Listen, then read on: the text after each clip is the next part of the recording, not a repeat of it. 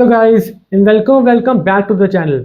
इस वीडियो को स्टार्ट करने से पहले एक इंपॉर्टेंट रिक्वेस्ट, अगर तुम इस चैनल पर नए हो तो चैनल को सब्सक्राइब कर लो, बिकॉज ऐसी स्ट्रैटेजी वीडियोस तुम्हें थ्रू आउट द एग्जाम्स इस चैनल पर मिलती रहेंगी। तो अगर तुम चैनल पर नए हो तो सब्सक्राइब कर लो ताकि तुम किसी भी वीडियो को मिस ना करो। अब वीडियो को स्टार्ट करते हैं।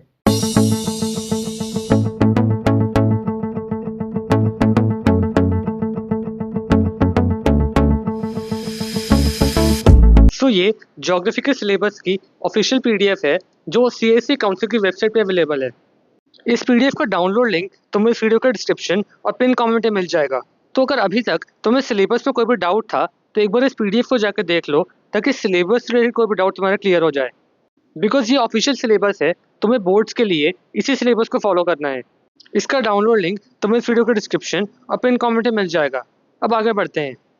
अब हम एक बार ब्रीफ में आपका पेपर पैटर्न देख लेंगे ताकि आपको इसमें भी कोई कन्फ्यूजन ना हो। तो ज्योग्राफी का पेपर आपका होगा 80 मार्क्स का। इसमें दो सेक्शंस होंगे, सेक्शन ए और सेक्शन बी। सेक्शन ए होगा 30 मार्क्स का। सेक्शन ए में 3 क्वेश्चंस होंगे। क्वेश्चन 1 होगी टोपो शीट का, टोपो शीट आएगी 10 मार्क्स की। क्वेश्चन 2 होगा मैप, अगेन फॉर 10 मार्क्स। और क्वेश्चन 3 में MCQs होंगे फॉर 10 मार्क्स। सेक्शन बी होगा 50 मार्क्स का। सेक्शन बी में 9 क्वेश्चंस आएंगे और ये 9 क्वेश्चंस आपके 9 चैप्टर्स में से आएंगे, यानी हर एक क्वेश्चन एक पर्टिकुलर चैप्टर में से होगा। और इन 9 क्वेश्चंस में से आपको कोई 5 करने हैं और हर एक क्वेश्चन 10 मार्क्स का होगा। तो क्योंकि 5 क्वेश्चंस करने हैं तो टोटल हो गए 50 मार्क्स। तो सेक्शन बी में हर चैप्टर में से क्वेश्चन आएगा, लेकिन आपको सिर्फ कोई 5 क्वेश्चन करने हैं, यानी आपको किन्हीं 5 चैप्टर्स में से क्वेश्चन करने हैं सेक्शन बी में। तो अगर आप ज्योग्राफी में कोई 5 चैप्टर भी ढंग से पढ़ जाते हो तो आपके 50 मार्क्स सिक्योर हो जाएंगे। बाकी 20 मार्क्स टोपो शीट और मैप से आ जाएंगे। तो टोटल हो गए 70 मार्क्स आउट ऑफ 80, खाली 5 चैप्टर पढ़ के।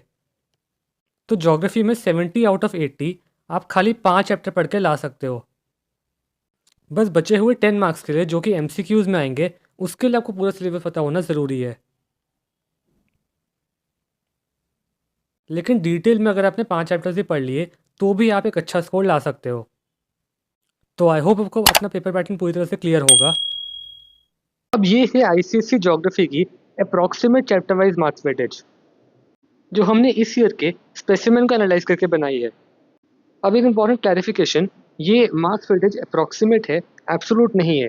यानी फॉर एग्जांपल अगर किसी चैप्टर की वेटेज है 11 मार्क्स, तो इसका मतलब ये नहीं है कि एक्चुअल एग्जाम में उसमें से एग्जैक्टली 11 मार्क्स के क्वेश्चन आएंगे। लेकिन ये फिगर अप्रॉक्सीमेट होगी, यानी एक्चुअल फिगर 10 मार्क्स भी हो सकती है, 12 मार्क्स भी हो सकती है।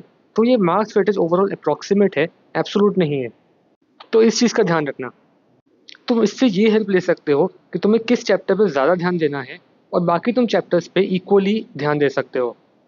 लेकिन तुम्हें किसी भी चैप्टर को छोड़ना नहीं है। अगर तुम किसी भी चैप्टर को छोड़ते हो तो तुम्हारे मार्क्स डेफिनेटली कटेंगे।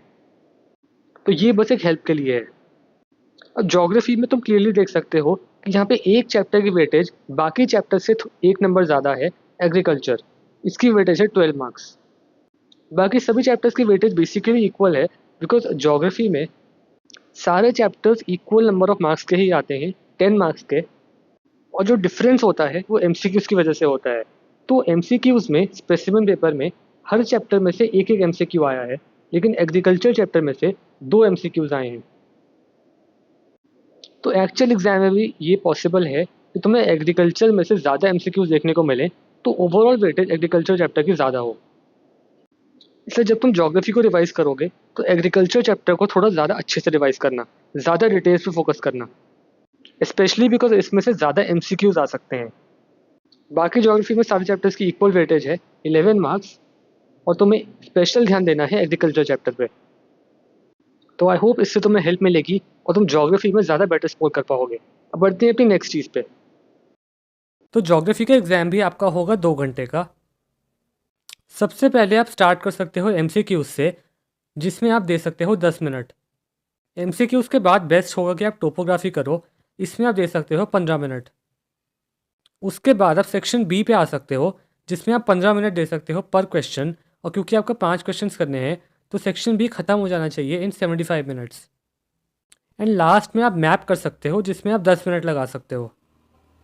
अगर आप इसको फॉलो करते हो तो लास्ट में रिवीजन के लिए आपके पास 10 मिनट बचेंगे। जो कि अगेन काफ़ी इंपॉर्टेंट है। अब हम बात करेंगे कुछ इंपॉर्टेंट पॉइंट्स के बारे में जो कि आपको पता होने चाहिए। तो फर्स्ट ऑफ ऑल, एमसीक्यूज़ में ऑप्शन नंबर के आगे तो स्टेटमेंट गिवन होगी उसे भी लिखना, खाली ऑप्शन नंबर मत लिखना। इससे ये होता है कि अगर आपने कोई ऑप्शन नंबर गलती से गलत लिख दिया हो, लेकिन अगर उसके आगे की स्टेटमेंट सही हो, तो एग्जामिनर्स समझ जाते हैं कि आपने गलती से ऑप्शन नंबर गलत लिखा होगा और आपको मार्क्स मिल जाते हैं। एंड हैंड राइटिंग के बारे में, आपकी हैंड राइटिंग बस रीडेबल होनी चाहिए और उससे आपके मार्क्स कोई भी नहीं कटेंगे। और वंस अगेन, आंसर्स के लेंथ से ज़्यादा फोकस इस पर करना कि आपके आंसर्स में कितने कीवर्ड्स हैं, कितने पॉइंट्स हैं। बिकॉज आईसीएससी में आपको पॉइंट्स और कीवर्ड्स के मार्क्स मिलते हैं, लेंथ के मार्क्स नहीं मिलते। और एक इम्पॉर्टेंट क्लैरिफिकेशन, मैप में मार्क करने के लिए आप नॉर्मल पेंसिल भी यूज़ कर सकते हो, नॉर्मल ग्रे पेंसिल, या आप कलर पेंसिल्स भी यूज़ कर सकते हो। लेकिन अगर आप कलर पेंसिल्स यूज़ करते हो तो आपको ये इंश्योर करना है कि आप सही कलर्स यूज़ करो। जैसे फॉर एग्जांपल, सारी रिवर्स आपको ब्लू कलर से मार्क करनी होती हैं और माउंटेन्स एंड प्लेटूज़ आपको ब्राउन कलर से मार्क करने होते हैं। तो आप नॉर्मल पेंसिल भी यूज़ कर सकते हो, लेकिन अगर आप कलर पेंसिल यूज़ करते हो तो आपको सही कलर्स यूज़ करने हैं। तो इन टिप्स को याद रखना, ये सारी बहुत इंपॉर्टेंट है। So that's it for the video. I hope आपको इस वीडियो से हेल्प मिली होगी। अगर अभी आपने सब्सक्राइब नहीं किया है तो सब्सक्राइब कर लो, बिकॉज बाकी सब्जेक्ट्स के लिए भी आपको ऐसी वीडियोज़ मिलती रहेंगी। At last, all the very best for the exam. Thanks for watching.